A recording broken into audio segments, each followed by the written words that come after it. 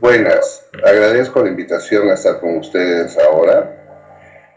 Vamos a hablar sobre el Tribunal de Arbitraje Internacional de Deuda y su concepto e historia.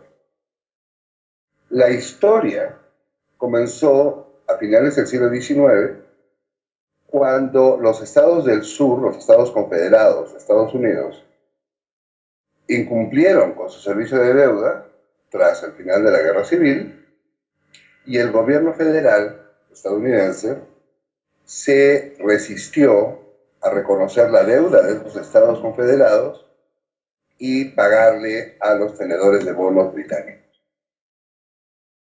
Esa discusión, que duró entre los años 80 del siglo XIX y los años 20 del siglo XX, culminó cuando propuso el gobierno británico en la Liga de las Naciones la creación de un tribunal de arbitraje de la deuda para resolver los problemas de las deudas de los estados de las naciones federales.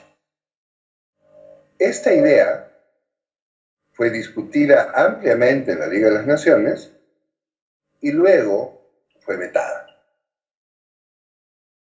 El veto al Tribunal de Deuda del año 31 terminó como una idea que hubiera ayudado a resolver problemas a continuación y dejó en la esfera política la resolución de los problemas de deuda que estaban comenzando en ese momento con la crisis de 1929. La resolución a los problemas de la deuda de la crisis de 1929 se dio a través de un comité de tenedores de bonos en Washington, que estaba físicamente colocado en el Departamento de Estado, y en el caso de Alemania se dio por una conferencia que tuvo lugar en Londres en 1952, donde los estados negociaron entre sí facilidades para ayudar a recuperar a Alemania de su crisis. La solución fue política, en todos los casos, la crisis del año 29. Harán 14 años, cuando comenzó la crisis de las tecnológicas, el año 2000, el grupo de Jubileo 2000 en Londres comenzó a preguntarse si sería útil tener un mecanismo de resolución de controversias para casos de deuda. ¿Qué cosa quiere decir resolución de controversias para casos de deuda? Quiere decir tener un tribunal de quiebras, de lo que se llama dentro del espacio nacional, es un tribunal de quiebras para los estados que permita reducir los saldos de deuda, reprogramar los calendarios nuevos dentro de una lógica sustentable y, por otro lado, permite recibir amparos por créditos que son corruptos o créditos que son inválidos, deudas odiosas, deudas militares utilizadas contra el pueblo, casos flagrantes de robo, tipo lo que le pasó en Zaire con Mobutu, cuando él se llevó los 400 millones de dólares que el Fondo Monetario entregó. En fin, ese tipo de crédito que es inválido, que es ilegítimo. Porque lo que importa es que el crédito no solamente sea legal, sino que el crédito sea legítimo. Y lo que le da legitimidad a un crédito es que la ciudadanía está informada sobre el crédito y es beneficiaria del crédito, porque es la ciudadanía quien paga el crédito. Usted no quiere que le cobren en el Corte Inglés por una lavadora o por un televisor que no compró, ¿verdad? Bueno, los ciudadanos no queremos que nos cobren por un reactor nuclear que nunca se instaló o por qué sé yo, ¿no?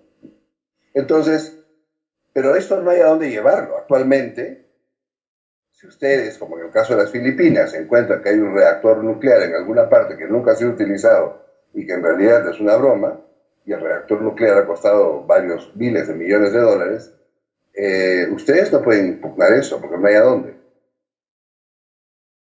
El a dónde tiene que ver con un tribunal internacional de este tipo. Esta idea se retoma el año 2000 con la crisis de las .com y Kunibert Raffer de la Universidad de Viena, que ya había trabajado sobre el tema unos años antes, propone la protección del gasto social en el proceso de ajuste. Entonces, dice, ajuste el que usted quiera, pero hay que proteger el gasto social para que no se sacrifique el gasto social por el servicio de la deuda. Ese es el argumento de Kunibert Raffer, es utilizando el capítulo 9 de la ley de quiebras estadounidense que está orientada a los municipios. Alberto Acosta de Ecuador y yo, que era en ese momento del Perú, lo que contrapropusimos, no agregamos a la propuesta de Raffer, fue decir, sí se necesita un tribunal de arbitraje, como el que dice Kunibert, pero además se necesita un código financiero internacional. Además, este tribunal debería, en el óptimo, debería de ser capaz de darle independencia al manejo de la política económica del país deudor. Porque una cosa que nosotros veíamos desde América Latina, que Kunibert no tenía por qué ver desde Viena, es que la condicionalidad viene de afuera y viene dura. Y el proceso de empobrecimiento que acompaña el pago del servicio de la deuda no es producido solamente por la reducción del gasto social, sino es también producido por la caída del salario. Y entonces nosotros contraargumentamos, y por ahí está el texto con Alberto, contraargumentamos que deberían de tener autonomía los estados para organizar su servicio de la deuda una vez que el tribunal hubiera hecho un nuevo calendario de pagos. Esto es, en breves, como fue. Lo que quedó de esa discusión es que en Naciones Unidas, por persistencia del grupo de Jubileo 2000 Alemania, ellos persisten haciendo la campaña, todavía ahora, y entonces se levanta el tema como un tema de debate sobre la nueva arquitectura internacional. Sin embargo, lo que nosotros constatamos con Kunibert, con mucha tristeza, es que cuando comenzó la crisis griega, nadie dijo, armemos un tribunal internacional de arbitraje para deuda. Nadie lo dijo, y eso tendría que haber sido el mecanismo y haberse ahorrado los griegos todo este proceso tan penoso por el que están atravesando. Y luego, pues, por supuesto, ustedes en España.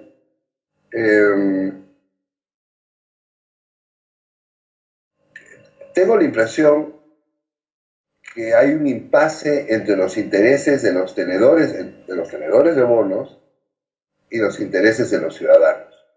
En 1994, Ann Kruger, en ese momento la número 2 del Fondo Monetario estadounidense, ella propuso un tribunal de arbitraje en el Fondo Monetario, donde el Fondo Monetario es acreedor por los préstamos que le da a los bancos centrales y además sería el árbitro para las deudas de los países deudores con los acreedores internacionales. Esa fue una iniciativa que hizo con Barry Herman, en realidad, las discusiones que tuve con Barry, lo hizo con Barry Herman de Naciones Unidas, de Financiamiento para el Desarrollo de Naciones Unidas. Bush en persona se encargó, fue en el año 2004, perdón, el año 2004. Bush en persona se encargó de bloquear la iniciativa. cuando ya la iniciativa había sido lanzada para discusión en el Congreso, Bush dijo de ninguna manera, y la razón por la que Bush dijo de ninguna manera fue porque los tenedores de bonos de la banca de inversión no aceptaron esa iniciativa. O sea, imagínense ustedes, si los tenedores de bonos no aceptaron que el Fondo Monetario fuera el árbitro, ¿cuánto van a aceptar que el árbitro sea un árbitro independiente adjunto al sistema de Naciones Unidas, que es a quien tendría que estar adjunto, para que sirva para el mundo entero? El proceso, en todo caso, es un proceso que debería de comenzar por discutir el derecho financiero internacional, y luego, que es por lo que se ha hecho con comercio internacional, con el UNCITRAL, y luego pasar a la creación del tribunal dentro del marco de la Conferencia de Naciones Unidas para el Derecho Financiero Internacional, un tribunal adjunto a UNCTAD probablemente, que se ocupe de las deudas del mundo entero, porque el problema de la deuda, que en esta vuelta ha comenzado en una parte de Europa, va a continuar con otras partes de Europa. Muchas gracias.